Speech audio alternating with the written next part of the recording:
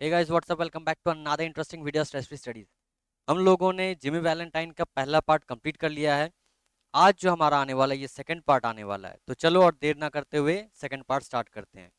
Last video में हमने देखा था कि जिमी वैलेंटाइन नाम का एक शख्स है जो हमारे इस स्टोरी का प्रोटैगनिस्ट है, और वो एक जेल में बैठकर जूते सिल रहा था। उस टाइम में एक गार्ड आता है, उसने उस फिर उसने गार्ड ने जिमी को बुलाया वार्डन के ऑफिस में। फिर वार्डन ने उसे एक पार्डन लेटर पकड़ाया जो कि उसी सुबह गवर्नर ने साइन किया हुआ था। अब वार्डन जिमी को वार्न करता है कि, वार्न मतलब क्या, एडवाइस देता है कि जिमी ऐसे काम मत कर बेटा, सुधर जा। उस टाइम में जिमी रिएक्ट करता है, कौन मैंने कब चोरी की, मैं कब ये वगैरह। वो पूरी अपनी पूरी गलतियां नकार देता है। चलो अब आगे देखते हैं क्या होता है। Take him back Cronin, said the warden, and fix him up with the outgoing clothes. वो फिर क्रोनिन को कहता है, अब ये क्रोनिन कौन है? वो जो गार्ड उसे लेकर के आया था उसका नाम क्रोनिन है, याद रखना, क्वेश्चन आ सकता है। said the warden and fix him up with the outgoing clothes.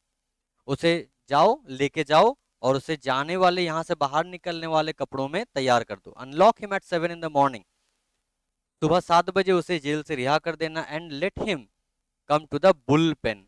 अब बुल पेन मतलब क्या होता है? बुल और पेन का अलग अलग मतलब नहीं आता ये। बुल पेन मतलब एक्चुअली जहाँ पे बेसबॉल की प्रैक्टिस की जाती है उसे बुल पेन कहते हैं। अब यहाँ पे बुल पेन का मतलब वार्डन की ऑफिस को बुल पेन कहा गया है। अब इसका क्या मीनिंग हो सकता है? हो सकता है कि वहाँ पे क्रिमिनल्स को पीटा पूटा जाता हो, इसीलिए शायद बुल पेन कह रहे हैं उसे। बेसबॉल में जैसे गेंद को मारा जाता है, इसीलिए उसी हिसाब से यहाँ पे क्रिमिनल्स को पीटा जाता है, इसीलिए शायद बुल पेन। तो याद रखना बुल पेन मतलब यहाँ पे वार्डन का, wardens outer office. Better think over my advice Valentine. अच्छा होगा वैलेंटाइन तुम मेरे एडवाइस को सुनना, मेरे एडवाइस के ऊपर गौर करना। At a quarter past 7 in the morning, Jimmy stood in the wardens outer office. सुबह 7:15। क्वार्टर पास 7 का मतलब होता है 7:15। सुबह 7:15 में जिमी वार्डन के आउटर ऑफिस में खड़ा हुआ था। He had on a suit of the villainously fitting. Villainously fitting मतलब वो ढीला ढाला सा, उसका कोई अच्छा फिटिंग नहीं था उसके क्लोथ्स का। Readymade clothes and a pair of stiff squeaky shoes that the state furnishes to its discharge compulsory guests. अब क्या होता है कि वो स्टेट अपने सारे क्रिमिनल्स को जब रिहा करती है तो वो उन लोगों को क्या देती है? एक आउटगोइंग क्लोथ्स देती है उसे। उन क्रिमिनल्स को वही कपड़ा पहनकर निकलना पड़ेगा। और क्या था? एक जोड़ी जूते थे। वो जूते कैसे थे? स्टिफ थे, सख्त थे। स्क्वीकी मतलब आवाज कर रहे थे, जो कि वो स्टेट अपने डिस्चार्ज कंपलसरी गेस्ट। अब कंपलसरी गेस्ट मतलब क्या? गेस्ट कभी कंपलसरी होते हैं? मान लो तुम्हारे घर पे कोई गेस्ट आया है, अब वो गेस्ट जितना दिन चाहे वो रह सकता है, वो आज ही आया कल जा सकता है, इसमें तुम्हारा तो जोर चलने वाला है नहीं। बट यहाँ पे गेस्ट कंपलसरी मतलब क्रिमिनल्स को कहा जा रहा है कि बेटा आओ, तुम्हें तो यहाँ पे रहना ही पड़ेगा, आओ चलते हैं, लेके चलते हैं ससुराल। तो ऐसी कुछ बातें यहाँ पे कही गई हैं। The clerk handed him a railroad ticket and $5 bill with which the law expected him to rehabilitate himself into good citizenship and prosperity. Clerk ने उसे एक रेल रोड टिकट मतलब एक ट्रेन की ticket the, and the $5 bill और एक $5 का note दिया, जिससे कि कानून एक्सपेक्ट करता है कि क्रिमिनल्स दोबारा से अपनी जिंदगी नई तौर पे शुरू कर सकें। ओके, और प्रॉस्पेरिटी मतलब उन्नति लाभ करें। The warden gave him a cigar, warden ने उसे एक सिगार दिया। एंड शुक हैंड्स, उससे हाथ भी मिलाएं। Valentine 9762 was chronicled on the books, pardoned by governor, and Mr. James Valentine walked out into the sunshine. Jimmy Valentine, याद रखना, जिमी वैलेंटाइन का वो एक होता है ना, कैदियों का नंबर होता है, तो जिमी वैलेंटाइन का नंबर था 9762, ये याद रखना। तो Jimmy Valentine 9762 was chronicled on the books, pardoned by governor, सरकारी किताब में, कानूनी किताब में छप गया कि जिमी वैलेंटाइन कैदी नंबर 9762 आजाद हो चुका है। पार्डन्ड बाय गवर्नर, उसे गवर्नर ने यानी राज्यपाल ने उसे माफ कर दिया है। And mister James Valentine walked out into sunshine, खिली हुई धूप में जिमी वैलेंटाइन चल पड़ा। Disregarding the song of the birds and waving green trees and the smell of the flowers, Jimmy Valentine headed straight for a restaurant. ये इसका pronunciation जो होता है ये रेस्टोरेंट नहीं होता है, ये या तो फिर इसे रेस्टोरेंट कह लो या फिर इसे रेस्टोरेंट कह लो, बट रेस्टोरेंट नहीं आएगा ये याद रखना। तो क्या होता है कि मौसम बहुत अच्छा है, फूल खिली हुई हैं, पंछी चहचहा रहे हैं, चारों तरफ हरियाली है, बट जिमी वैलेंटाइन क्या होता है कि पंछी के गीतों को इग्नोर करके, हरियाली को इग्नोर करके और महकते फूलों की खुशबुओं को इग्नोर करके जिमी वैलेंटाइन सीधा कहाँ गया, एक रेस्टोरेंट में गया। There he tasted the first sweet joys of liberty in the shape of a broiled chicken and a bottle of white wine, followed by a cigar, a grade better than than the one the warden had given him. अब वहां पे Jimmy ने अपनी आजादी का जश्न मनाया, आजादी का स्वाद चखा, किस रूप में, एक ब्रॉयल्ड चिकन यानी तंदूरी चिकन और एक बॉटल व्हाइट वाइन। याद रखना व्हाइट वाइन में नशा नहीं होता है, ठीक है, ये अल्कोहलिक नहीं होता है। और उसके बाद एक सिगार पिया, जो सिगार उस वार्डन के दिए हुए सिगार से तो भाई ढेर गुना बेहतर था, ढेर गुना बेटर था उससे, ठीक है। मतलब मैं ये सस्ती सिगारें मैं नहीं पीता, मैं वैलेंटाइन हूँ यार। From there he proceeded leisurely to the depot, depot मतलब रेलवे स्टेशन पे। He tossed a quarter into the hat of a blind man sitting by the door and boarded his train. अब वहां से निकलकर Jimmy सीधा railway station की ओर गया और वहां पे एक बेगर बैठे हुए थे, एक भिखारी वहां पे बैठा हुआ था, और उसने क्या किया, एक अपने जेब से एक सिक्का निकालकर उसके हैट में डाल दिया। अब यहाँ पे हमारे यहाँ पे कटोरे लेकर भीख मांगते हैं, वहां पे भाई अमेरिका है भाई, भीख भी टोपी लेकर ही मांगते हैं, ठीक है। और फिर जिमी क्या हुआ, उसमें उसने ट्रेन पर वो चढ़ गया। 3 hours set him down in a little town near the state line। अब स्टेट लाइन के पास में 3 घंटे उसे समय लगे, वो स्टेट लाइन के पास में एक छोटे से शहर में जाकर पहुंचा। He went to the cafe of one Mike Dolan and shook hands with Mike, who was alone behind the bar। और वहां पे जाकर वो किससे मिल रहा था, वो मिला माइक डॉलन नाम के एक इंसान से, और उससे हाथ भी मिलाए, ठीक है। और माइक वहां पे बार के पीछे अकेला खड़ा हुआ था, कैफे में बार भी है, वो बार के पीछे माइक अकेला खड़ा हुआ था। Sorry we couldn't make it sooner Jimmy my boy, said Mike. अब अमेरिकन की बातें ऐसी ही होती हैं, जिमी माय बॉय, अरे जिमी, अरे यार कुछ माइंड मत करना, सॉरी यार हमें थोड़ा वक्त लग गया, but we had that protest from Springfield to buck against and the governor nearly barked, feeling all right। हमें स्प्रिंगफील्ड से बहुत सारी दिक्कतें आ रही थी, बहुत सारी प्रोटेस्ट्स आ रही थी, और गवर्नर भी तो भाई हिलने का नाम ही नहीं ले रहा था, इसीलिए।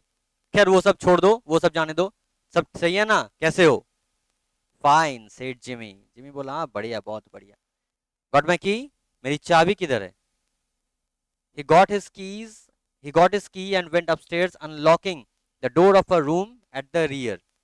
उसने चाबियां ली माइक से और सीधा ऊपर चला गया। ऊपर में जाकर उसने एक दरवाजा खोला। अब दरवाजा, unlocking the door of a room at the rear, पीछे के एक रूम का दरवाजा खोला। देखो रियर मतलब बैक होता है, ओके।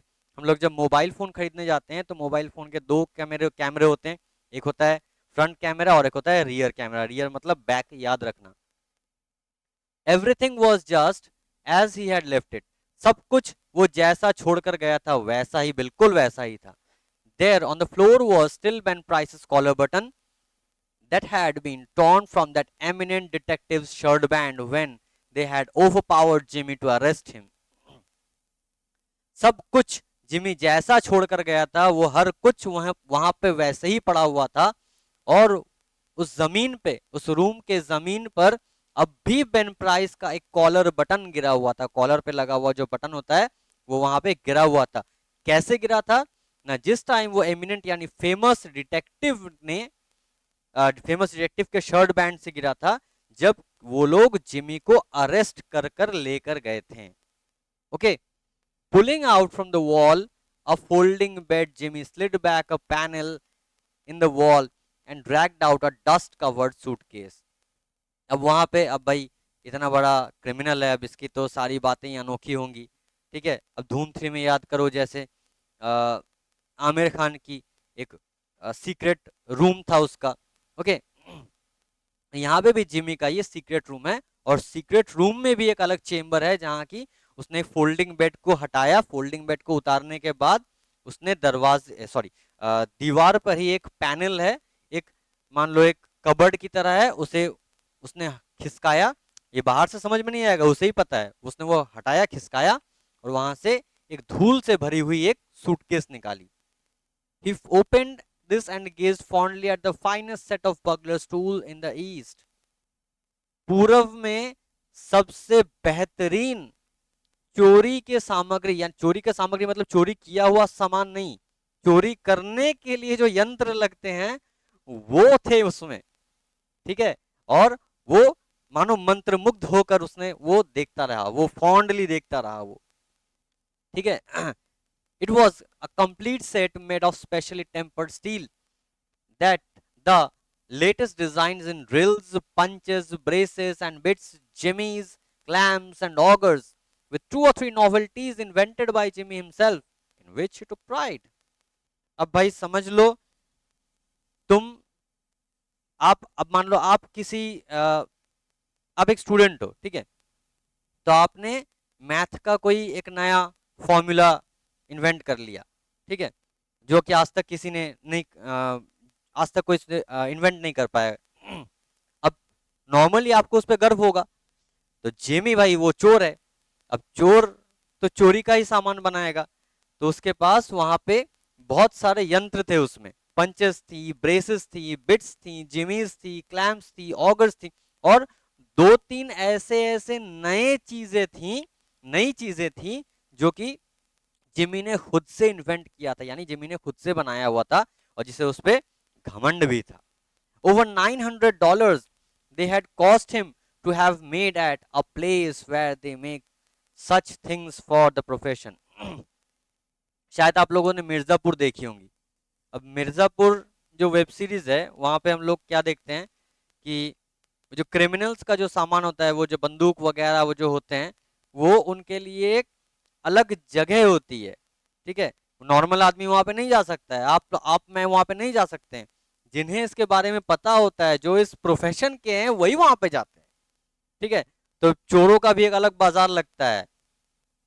अब चोरों का बाजार चांदनी चौक मार्केट की तरह नहीं है, वो चोरों का अलग मार्केट होता है। वहां पे उसने $900 से भी ज्यादा खर्च कर कर वो यंत्र या फिर वो औजारें बनाई थी वहां पे। चलो आगे देखते हैं।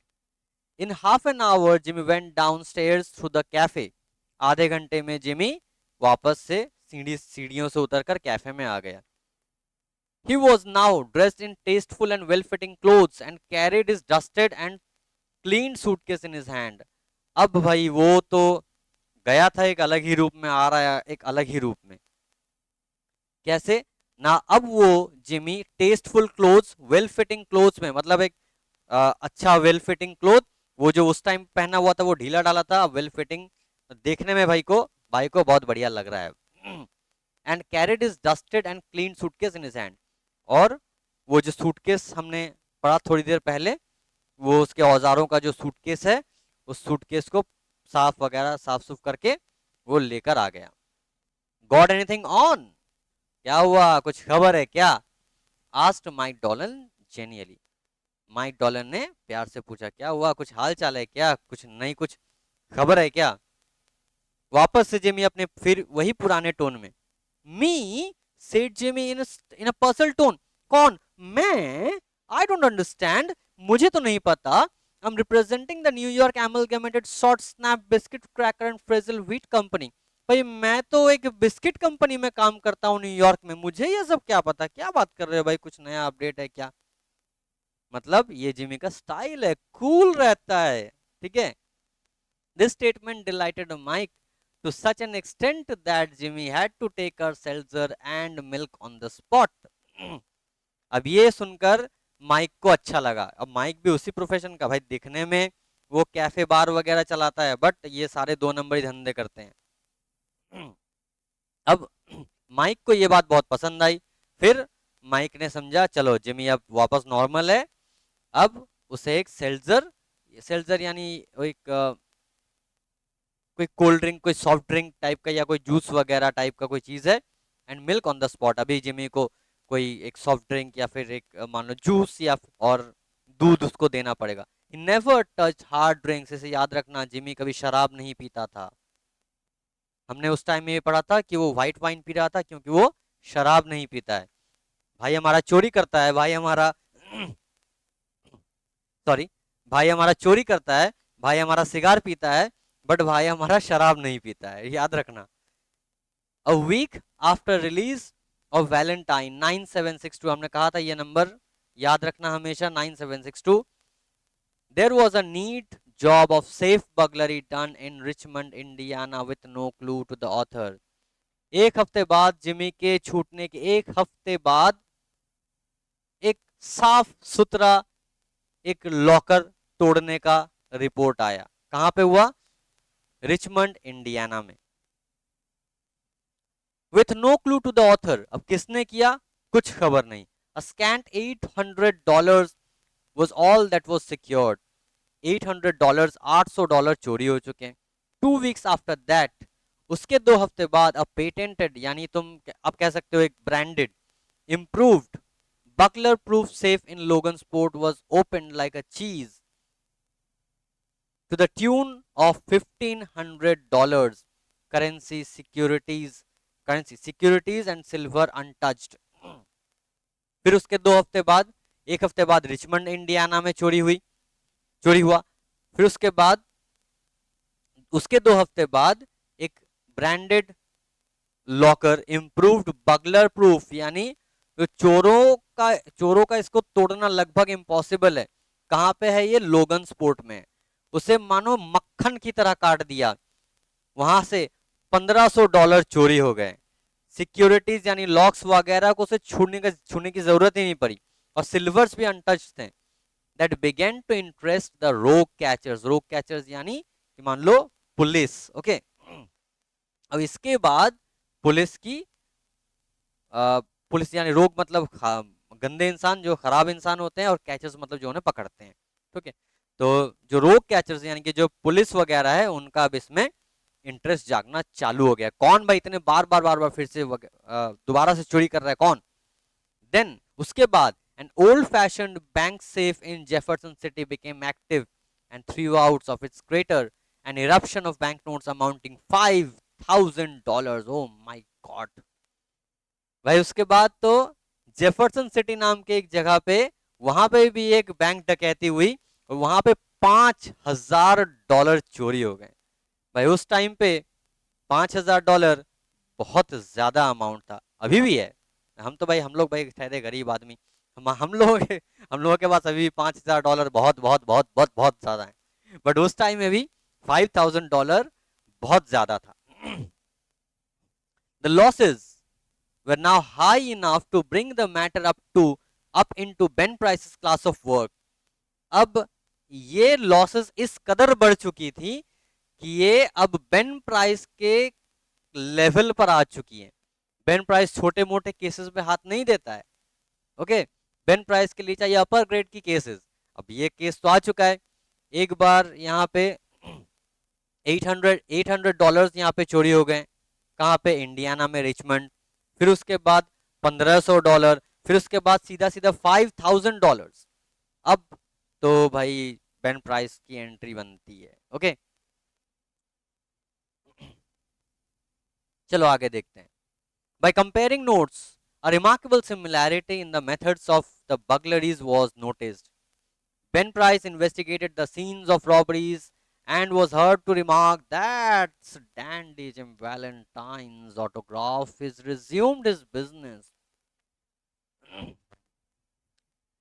अब उसने वो चोरी की सारी वारदातें उसने इन्वेस्टिगेट की वहां पे जाके। उसने वहां पे बहुत सारी सिमिलैरिटीज देखी। सिमिलैरिटीज देखने के बाद Jimmy Valentine sorry Ben price ने उसको उसे कहते हुए सुना गया, ये जरूर उस शाने जिम्मी वैलेंटाइन का स्टाइल है, ये जरूर हो ना हो वैलेंटाइन ही है। फिर से उसने अपना काम चालू कर दिया है। Look at the combination knob. इस कॉम्बिनेशन नॉब इस लॉक को देखो, jerked out as easy as pulling up a radish in wet weather. Radish मतलब मूली। अब बरसात के दिनों में मूली उखाड़ना कौन सी बड़ी बात होती है। तो मानो उस कॉम्बिनेशन नॉब को, उस लॉक को ऐसे स्मूथली उसने निकाला हुआ है कि मानो बरसात के दिनों में किसी ने जमीन से मूली उखाड़ ली हो, इतना स्मूथली उसने निकाला है। he has got the only clamps that can do it. उसी के पास ऐसी औजारें हैं जिससे ये काम इतनी आसानी से हो सकता है। And look how clean those tumblers were punched out. Tumblers means locks, याद रखना, टम्बलर्स मींस लॉक्स।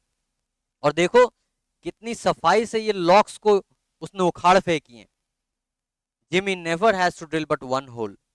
जिमी को कभी लॉकर तोड़ने के लिए एक से ज्यादा होल करने की जरूरत नहीं पड़ती।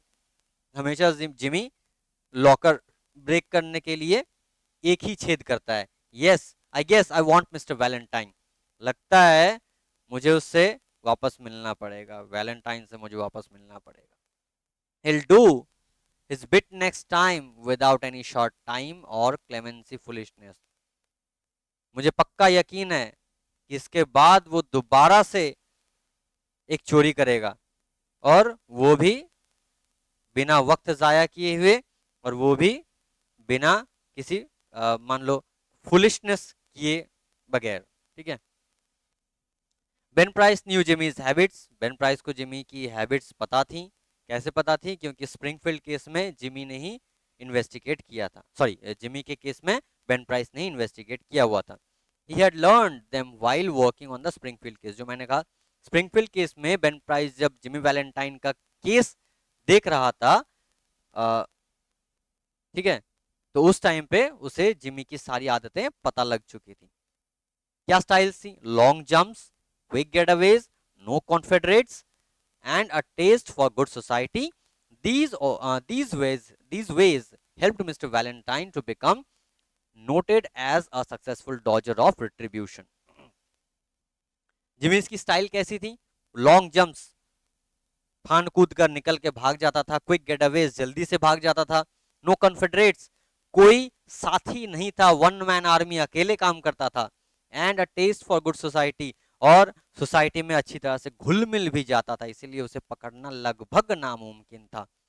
To became that these ways had helped Mr. Valentine to become noted as a successful dodger of retribution. dodge मतलब हट जाना। ठीक है, मतलब मानो मेरी तरफ कोई गेंद आ रही है तो मैं उसे अगर डॉज कर गया तो मैं उससे हट गया। ठीक है। रिट्रीब्यूशन यानी पनिशमेंट। चलो आगे देखते हैं। It was given out that Ben Price had taken up the trail of the elusive cracksman, and the other people with burglar-proof safes felt more at ease. अब जबकि बेन प्राइस ने ये case अपने हाथों में ले लिया है, तो जो आम आदमी जो है या फिर जो बैंकर्स हैं जिनके पास ये बगलर प्रूफ सेफ्स हैं, जिनको जिमी वैलेंटाइन मक्खन की तरह काट देता है, वो लोग अब शांति से रह सकते हैं। तो गाइज आज के वीडियो में बस इतना ही। अगली वीडियो में नेक्स्ट पार्ट हम डिस्कस करेंगे। तो हिंदी में वीडियोस सिर्फ आप ही लोगों की वजह से बना रहा हूँ। एक्चुअली मेरा हिंदी उतना भी खास है नहीं, आप लोग थोड़ा एडजस्ट कर लो। धीरे धीरे मैं भी इम्प्रूव करने की कोशिश कर रहा हूँ, बट आप लोगों का सपोर्ट भाई बहुत ज़रूरत है। जितना ज़्यादा से ज़्यादा हो सके इस वीडियो को शेयर करो। चैनल पे अगर नए हो तो इसे अभी सब्सक्राइब करो और बेल नोटिफिकेशन ऑन कर दो। तो मिलते हैं अगले वीडियो में। Till then, thank you, good bye.